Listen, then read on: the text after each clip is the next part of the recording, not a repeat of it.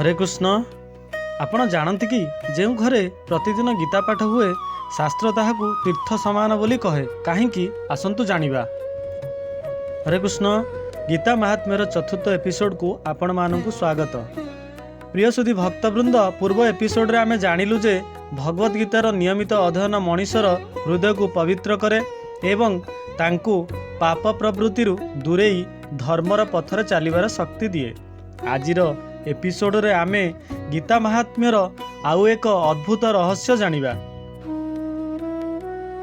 गीताया पुस्तकं जत्र जत्र पाठः प्रवर्तते तत्र सर्वाणि तीर्थानि प्रयागदीनि तत्र वै। एहार अर्थ जो स्थान रे भगवत गीता रही थाए एवं श्रद्धार सहित ताहार पाठ हुए सही स्थान रे प्रयाग सहित समस्त पवित्र तीर्थर उपस्थिति थाए। एहार व्याख्या हेउची भगवत गीता केवल गोटे पुस्तक नुहे, यह भगवान श्रीकृष्ण दिव्य बाणी।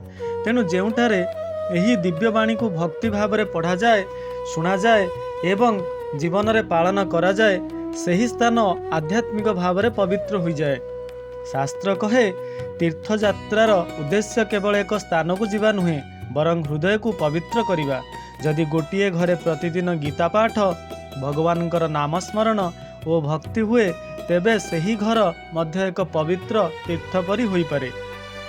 एहार अर्थ यह नुहे जे तीर्थ यात्रार आवश्यकता नहीं, बरं एहार शिक्षा हेउची जदि आमे गीतार शिक्षा को घरे घरे पहुँचाइबा तेबे आम परिवार मध्य भक्ति, शांति और सद्भावनार केंद्र हेबो।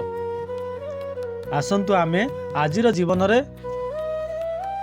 कौन प्रयोग हो पारुची जानिबा। आजिर व्यस्त जीवन रे समस्तंक पक्षरे बारंबार तीर्थ यात्रा करिबा संभव हुए नहीं, किंतु प्रतिदिन किछि मिनिट गीता पाठ करिबा, परिवार सह गोटिए श्लोक आलोचना करिबा एवं भगवान का नाम स्मरण करिबा संभव।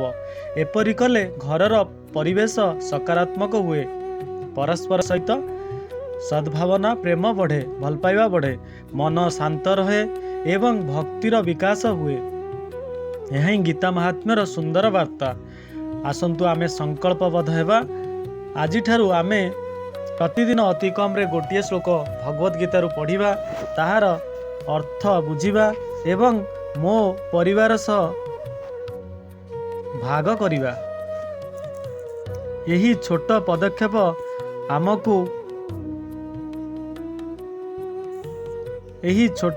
आम घर को आध्यात्मिक आनंद रे परिपूर्ण करिपारे।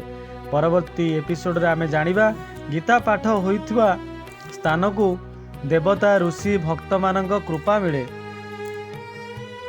हरे कृष्ण कृष्ण कृष्ण हरे हरे, हरे राम राम राम हरे हरे। प्रिय भक्तवृंद, जदि आपण को यही वीडियोटी भल लगी थाए, आपण माने यही भक्तिसार चैनल को सब्सक्राइब करंतु। परवर्ती वीडियो आपण पाई परिबे। आउ लाइक करंतु, शेयर करंतु, आपणक प्रिय परिजनक सहित आपण शेयर करंतु।